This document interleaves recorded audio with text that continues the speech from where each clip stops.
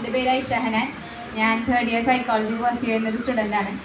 അപ്പോൾ ഇന്ന് ഇവിടെ കൂടിയിരിക്കുന്ന എല്ലാവർക്കും ചെറിയൊരു ക്ലാസ് പ്രൊവൈഡ് ചെയ്യാൻ പറഞ്ഞു. അപ്പോൾ ഈ ഓപ്പർച്യൂണിറ്റി തന്ന ഷനീബുക്കാക്കും EAK എല്ലാവർക്കും താങ്ക് യു.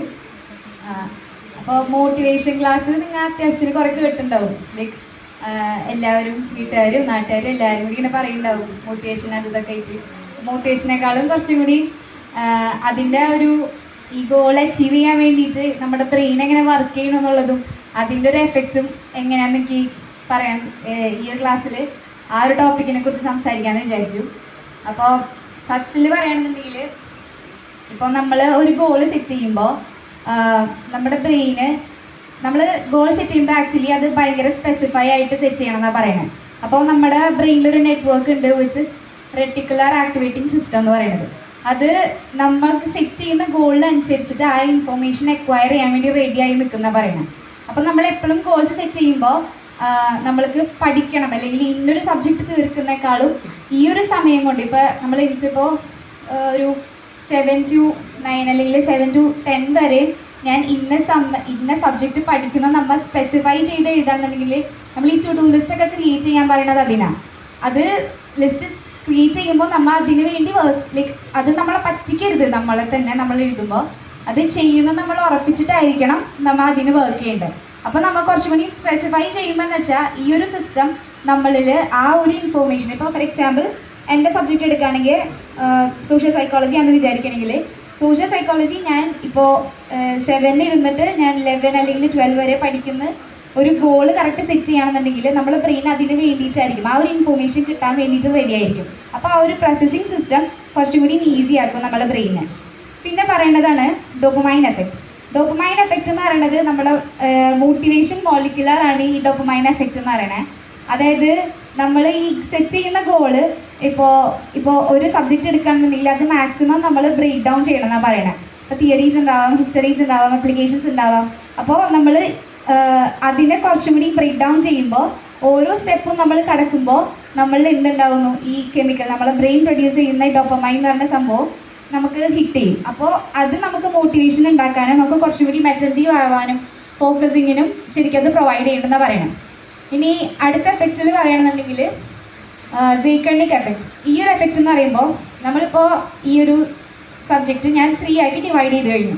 ഇനി ഓരോ ഗോളും ഞാൻ അച്ചീവ് ചെയ്യുമ്പോൾ ഓരോ സ്റ്റെപ്സും ഞാൻ അച്ചീവ് ചെയ്യുമ്പോൾ ഫസ്റ്റ് ഇപ്പോൾ ഞാൻ ഹിസ്റ്ററിയാണ് പഠിക്കുന്നത്, പിന്നെ തിയറീസാണ്, പിന്നെ അപ്ലിക്കേഷൻസ് ആണെന്നുണ്ടെങ്കിൽ നമ്മൾ ഹിസ്റ്ററി പഠിച്ചതിന് ശേഷം നമ്മൾ തിയറീസ് കുറച്ച് സ്റ്റാർട്ട് ചെയ്ത് വെക്കണം. അപ്പോൾ നമ്മുടെ ബ്രെയിനിൽ ഈ ഒരു എഫക്റ്റിൽ പറഞ്ഞതെന്ന് വെച്ച് കഴിഞ്ഞാൽ നമ്മൾ ഈ സോൾവ് ആയിട്ടുള്ള പ്ലാനിനേക്കാളും അൺസോൾവ് ആയിട്ടുള്ള പ്ലാനിലേക്ക് വർക്ക് ചെയ്യാൻ നമ്മളെ ബ്രെയിൻ ഇങ്ങനെ ടെൻഡൻസി ഉണ്ടാവും എന്നാണ് പറയണത്. അപ്പോൾ അങ്ങനത്തെ ഒരു രീതിയിൽ നമ്മൾ സ്ട്രാറ്റജൈസ് ആക്കുകയാണെന്നുണ്ടെങ്കിൽ കുറച്ചും കൂടി നമ്മളെ ബ്രെയിന് ഈ ഇൻഫർമേഷൻ കിട്ടാന്നുള്ള അല്ലെങ്കിൽ ആ ഒരു ഗോളും കൂടി അച്ചീവ് ചെയ്യാമെന്നുള്ളൊരു ഡ്രൈവും ഏർജും നമ്മളിൽ ഉണ്ടാവും എന്നാണ് പറയണത്. ഇനി അടുത്തൊരു ഇതിൽ പറയുമ്പോൾ ന്യൂറോ പ്ലാസ്റ്റിസിറ്റി. നമ്മളെ ബ്രെയിൻ ഒട്ടും ഫിക്സ്ഡ് അല്ല. നമുക്ക് ബ്രെയിന് നമ്മളിലായ രീതിയിൽ നമുക്ക് ബ്രെയിനെ മാറ്റാൻ പറ്റുമെന്നാണ് പറയണത്. അതായത് നമ്മുടെ ബ്രെയിൻ ഭയങ്കര ഫ്ലെക്സിബിൾ ആണ്. വിച്ച് ഇസ് നമ്മൾ ഇൻഫോർമേഷൻസ് ഇങ്ങനെ ഓരോന്നും അച്ചീവ് ചെയ്യണതിനനുസരിച്ചിട്ട് നമ്മുടെ ബ്രെയിൻ അതിനനുസരിച്ച് റെഡി ആവും. നമ്മളിപ്പോൾ ആദ്യം കുറച്ച് പഠിച്ച് പിന്നെ നമ്മൾ അറ്റൻഷൻ സ്പാൻ അനുസരിച്ചിട്ട് നമ്മളിങ്ങനെ കൂട്ടി കൊണ്ടുവരുമ്പോൾ നമ്മളെ ബ്രെയിന് തന്നെ ഒരു കറേജ് ഉണ്ടാവും. ലൈക്ക് നമ്മളിലൊരു മോട്ടിവേഷൻ തരാണ് നമ്മളെ ബ്രെയിൻ ചെയ്യുന്നത്. അപ്പോൾ നമ്മൾ പിന്നെ എന്ത് ചെയ്യണം, ഈ റിവൈസ് ചെയ്യുന്നൊരു സംഭവം നമ്മൾ നിർത്തരുത്.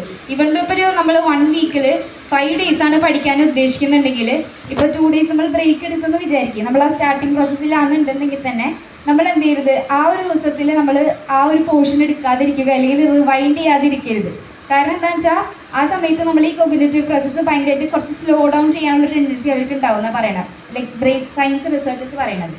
അപ്പോൾ അങ്ങനത്തെ ഒരു സിറ്റുവേഷൻ നമ്മൾ ഉണ്ടായി കൊടുക്കരുത്. ഇവൺ ദോ നമ്മൾ അന്ന് വല്ല ഫംഗ്ഷന് പോകുന്നുണ്ടെങ്കിലും നമ്മളത് റിവൈസ് ചെയ്യാൻ ശ്രമിക്കണം. അതായത് നിങ്ങൾക്കും ചിന്തിച്ചാൽ മതി, ലൈക്ക് നിങ്ങളുടെ കോഴ്സിൻ്റെ ഇമ്പോർട്ടൻസ് എന്താണ് അതിനനുസരിച്ചിട്ട് നമ്മൾ സ്പെസിഫൈ ചെയ്ത് സ്ട്രാറ്റജൈസ് ചെയ്യണം എന്നാണ് അതിൽ പറയുന്നത്. പിന്നൊക്കെ പറയണത് സ്ട്രെസ് മാനേജ്മെൻറ്റ്. സ്ട്രെസ് മാനേജ്മെൻറ്റ് എന്ന് പറയുന്നത് പലർക്കും പല രീതിയായിരിക്കും. ചിലവർക്ക് സ്ട്രെസ്സ് ഭയങ്കര ഒരു ലെവലിൻ്റെ ഒരു സ്ട്രെസ് എന്ന് പറയുന്നത് ശരിക്കും നമുക്ക് ഭയങ്കരമായിട്ട് മോട്ടിവേറ്റ് ചെയ്യുന്നൊരു സംഭവമാണ്. നമുക്ക് ആ ഒരു ഡ്രൈവ് നമ്മളിൽ തന്നെ പ്രൊഡ്യൂസ് ചെയ്യും. പല പല കെമിക്കൽസ് നമുക്ക് അതിനുവേണ്ടി നമ്മുടെ ബ്രെയിനിൽ പ്രൊഡ്യൂസ്ഡ് ആവുന്നുണ്ട്. അപ്പോൾ ഒരു ലെവലിൻ്റെ മേലയിൽ നമ്മൾക്ക് സ്ട്രെസ്സ് കൂടുകയാണെന്നുണ്ടെങ്കിൽ അത് നമ്മുടെ psychologically, physiologically and overall mental health വെൽബീയിങ്ങിനെ അത് ബാധിക്കും. അപ്പോൾ നമ്മളെ തന്നെ പഠിക്കുക. നമുക്ക് ഏതൊരു സമയത്താണ് സ്ട്രെസ്സ് കൂടുന്നതെന്നുള്ളതൊന്നും നമ്മളെ തന്നെ പഠിച്ചിട്ട് അതിനനുസരിച്ചാവണം നമ്മൾ സ്ട്രാറ്റജൈസ് ചെയ്യേണ്ട ഓരോ കാര്യങ്ങൾ. അപ്പോൾ പലർക്കും പല രീതിയായിരിക്കും. ചിലവർ ശരിക്കും നമ്മൾ പഠിക്കാത്തതുകൊണ്ടാണ് നമുക്ക് അതിന് ശ്രദ്ധ കിട്ടാത്തത്. പഠിക്കാൻ ശരിക്കും നമ്മൾ പഠിക്കണം. അത് നമ്മളിൽ തന്നെ എക്സ്പെരിമെൻ്റ് ചെയ്ത് നമ്മൾ മനസ്സിലാക്കണം. ലൈക്ക് നമുക്ക് കോൺസെൻട്രേഷൻ കൂടുതൽ കിട്ടുന്ന സമയം ഏതാണ്, നമ്മൾക്ക് എഫക്റ്റീവായിട്ട് ഇരിക്കാൻ പറ്റുന്ന സമയം ഏതാണ്. ഇപ്പോൾ നമ്മൾ ഈ സൈക്കണ്ടിക് എഫക്റ്റ് പറഞ്ഞ പോലെ നമ്മൾ ഒരു ഗോൾ സെറ്റ് ചെയ്ത് അടുത്ത ഗോൾ നമ്മൾ കുറച്ച് സ്റ്റാർട്ട് ചെയ്ത് വെച്ച് കഴിഞ്ഞാലേ നമുക്ക് ആ ഒരു മോട്ടിവേഷൻ ഉണ്ടാവുള്ളൂ. ഇവൻ തോ നമ്മൾ ഈ 3 പ്ലാനിൽ ഞാൻ 2 പ്ലാൻ എക്വയർ ചെയ്തതിനു ശേഷം മറ്റേത് ഞാൻ മാറ്റി വെക്കുകയാണെന്നുണ്ടെങ്കിൽ എനിക്കൊരു ടെൻഡൻസി വരും, ഇത് നാളെ നോക്കിയാൽ മതി എന്നുള്ളൊരു സാധനം വരും. അപ്പോൾ അതിനെ കുറയ്ക്കുക എന്നുള്ളതാണ് നമുക്ക് ചെയ്യാൻ പറ്റുന്നത്. അപ്പോൾ ഈ പറഞ്ഞ സ്ട്രാറ്റജി എന്ന് നിങ്ങളെല്ലാവരും കൊണ്ടുപോകണമെന്നില്ല. പക്ഷെ അതുപോലെ നമ്മൾ എല്ലാതും ഒരു പ്ലാനിൽ കൊണ്ടുവരിക, കുറച്ചുകൂടി സ്പെസിഫിക് ആയി കൊണ്ടുവരണമെന്നുണ്ടെങ്കിൽ നമുക്ക് വിചാരിക്കുന്ന ഗോൾ നമുക്ക് അച്ചീവ് ചെയ്യാൻ പറ്റും. പിന്നെ ഇതുപോലെ നിങ്ങൾക്ക് മൊമെൻറ്റും അങ്ങനത്തെ സാധനങ്ങളൊക്കെ കിട്ടും, റിവാർഡ്സും.